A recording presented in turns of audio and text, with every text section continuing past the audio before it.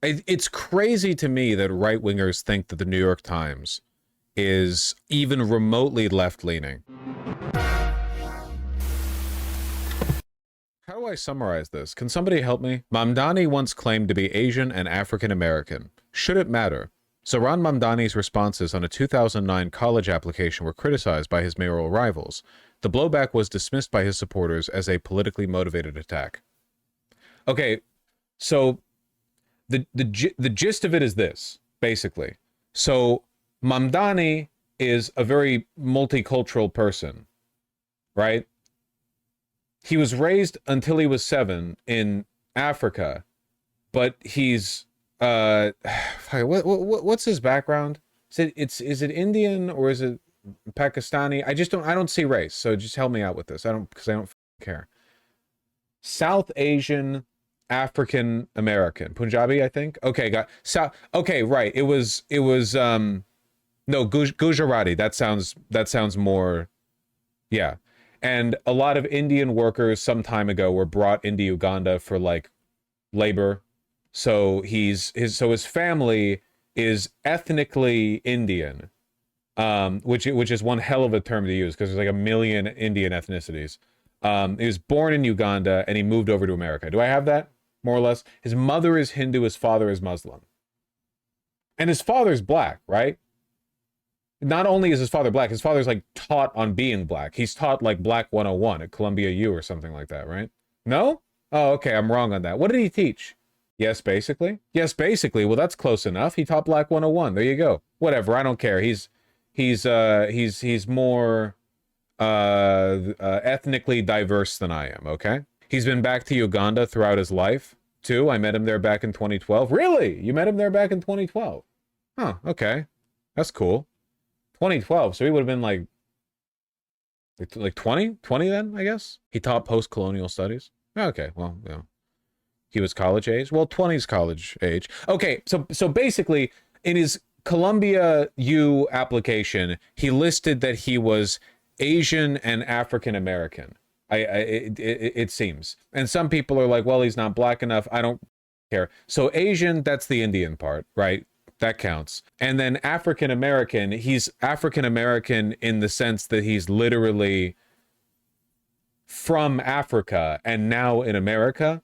But I think that Mamdani said, like, even at the time, he felt like the possible options didn't really represent him. Have you ever seen what an American racial and ethnic, like, check sheet looks like?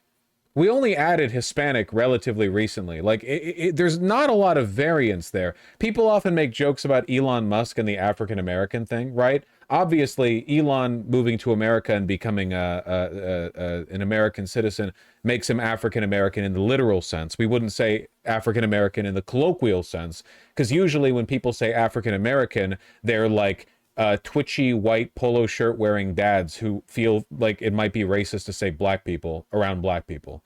You know, it's a complicated tapestry. He additionally said he was Ugandan in the application, never implied he was black. Oh, he specifically said Ugandan? Oh, that's where you put the paywall in the New York Times. Well, I'm on to your tricks. I'm onto your tricks. I can get right past it. He doesn't consider himself black, but he said the application didn't allow for the complexity of his background. Yeah, sounds about right. As a high school senior in 2009, Mr. Mamdani, the Democratic nominee, claimed another label when he applied to Columbia U. Asked to identify his race, he checked a box that said Asian, but also black or African American, according to internal data derived from a hack of Columbia University that was shared with the Times. Okay.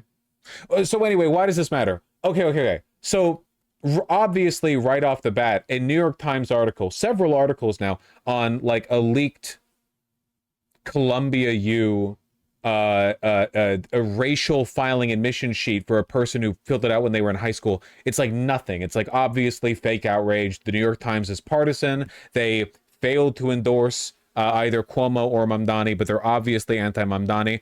Who the cares about this? Okay, here's why you should care about this, okay?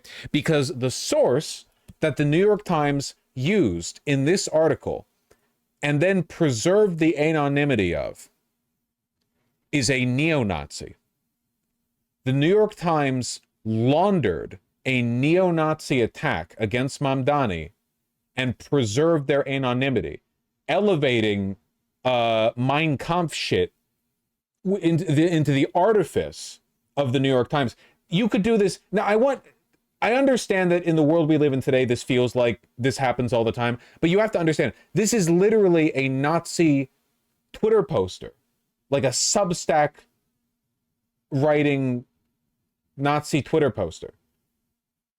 Imagine what it would look like. Imagine what the world would look like if mainstream news organizations habitually laundered their Substack articles into mainstream news, censoring what they need to make it work as an attack from their framework and preserving the anonymity of the author. Horrifying, right? Psychotic, like unbelievable to imagine. That's exactly what happened here. Do they talk about that in the article? No. Let me see if I can't find. Oh, here we go. I'm scrolling through the bookmarks here. New York Times responds to criticism of its Mamdani story, likening the concerns about their source to WikiLeaks or Edward Snowden. Sometimes sources have their own motivations or obtain information using means we wouldn't, like Trump's taxes, WikiLeaks, or Edward Snowden. It's important to share what we can about sourcing, but we always independently assess newsworthiness and factual accuracy before publishing. On sourcing, we work to give readers context, including in this case, the initial source's online alias as a way to learn more about the person who is effectively an intermediary. The ultimate source was Columbia admissions data and Mr. Mamdani, who confirmed our reporting. So the implication to this is essentially that literally any line of attack could be directed against you, even from random anonymous Twitter people. And the New York Times could just scrape it up, rewrite it, and then use that as the base source. It's just I don't know. Where's the account? It's racism posting. Cremieux? Don't they have like a French name or something? Cremieux? I just remember that the account was complaining that the story wouldn't have an effect on the betting markets afterwards. I have private information on a public official who's currently running for an important office. The information shows they engaged in professional misconduct. No one but me and a hacker has this information right now. Is it unethical to release it? The story's been picked up by a major national news outlet. If they don't publish it, I will, but I think they're going to go ahead with it. You realize that this almost certainly means that an editor from the New York Times DM'd this random Substack Twitter Nazi and was like, is it Mamdani? Tell me it's Mamdani. Could you tell me that it's Mamdani? It is Mamdani? Yeah, we'll take it. Yeah, we'll take it. How is this even a story? He checked some boxes in 2009. It's so egregious that I don't think it reflects negatively on Mamdani at all. Like, it's actually somehow weaker than the anti-Semitism accusations, you know? It doesn't, like, it seems like the backlash has overwhelmingly been against the New York Times for doing this in the first place. The shocking thing is that the New York Times is so desperate to attack Mamdani that they would do stuff like this. Like, if you're willing to go this far, why not falsify sources entirely? Seriously, like, why not? I'm genuinely asking. If the New York Times is so partisan that they're literally just scraping the dirt, the raking muck to try to find anything, why not just make it up? What are the consequences? Literally, what consequences are there to lying? Like, sure, someone might sue you. Okay, who fucking, you clearly don't care. It's not like you wrote those 5 trillion pro-Israel articles for the money. Not directly, at least. There were angry lib readers commenting under the article and attacking the article. It was so funny. Libs are actually super pissed about this article. Yeah, it's because it's that egregious. And normally the libs defend the New York Times because for some reason there's this publicly held conception that the New York Times is liberal. Like, it seems like no matter what happens over and over and over and over again, people believe this. It has nothing to do with reality. And the Eric Adams response is just to post an AI-generated image. Oh, don't worry, we'll get to that. I saw it while I was scrolling down. By the way, I feel like I should clarify. Oh my Godlectic, is that true? I should clarify what I mean by Nazi. This guy's like a race and IQ guy. Hold on, so they edited this to add it? While Mr. Mamdani was not a target of the hack, the information about him was included in a database of millions of student applications to Columbia going back decades. The data was shared with the Times by an intermediary who goes by the name Crimeo on Substack and X. He provided the data under condition of anonymity, although his identity has been made public elsewhere. He is an academic who opposes affirmative action and writes often about IQ and race. That's interesting. They added this. NYT readers respond to the newspaper's big scoop about the Democratic mayoral nominee. This is just insanely low, racist, and desperate.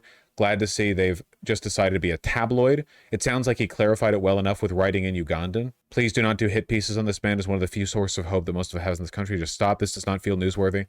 Yeah, it's nice to see, I suppose. I mean, we'll see if it ends up making a difference in the long run, I guess. The race scientist's identity has been public for a while, but the NYC just decided to admit it. They were so desperate to get a smear on Mamdani, they were willing not only to launder this kind of information, but preserve the anonymity of the person whose identity was already somewhat known. Like, they really want Mamdani to lose. Let's learn more about this person. I break a news.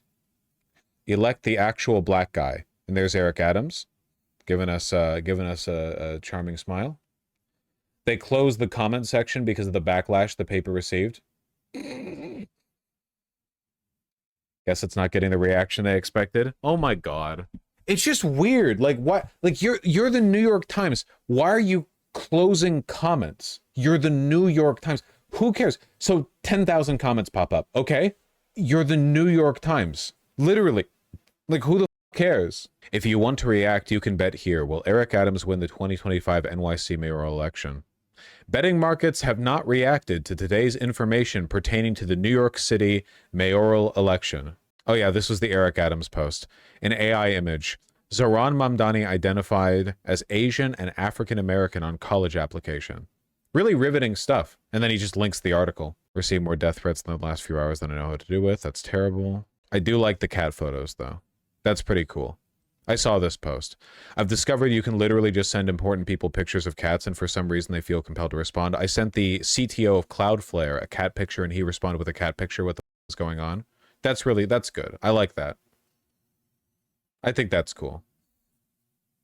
So it's a little humanizing, you know. Everything's bad everywhere, but it's nice that we at least have this. Look at the fucking glass beads this motherfucker's got. Look at you. Doing the Puss in Boots, like, pleading face. Ridiculous. Will this work on you? I mean, I show cats on stream, so that's kind of like responding with a text, but to a much larger audience all at once. Well, I'm proud to be an American, or at least I have AC. And I won't forget the Brits who died in the heat wave of '03. And I'll gladly sit down in my room and enjoy that sweet cold air. That hot, hot seat and Eurocope. God bless my frigid air. Maybe he's not all that bad, except for all the, like, race and IQ posting. That's probably not good. Yeah, he's pretty bad. Yeah, I thought about it. The Nazi stuff is pretty bad, turns out.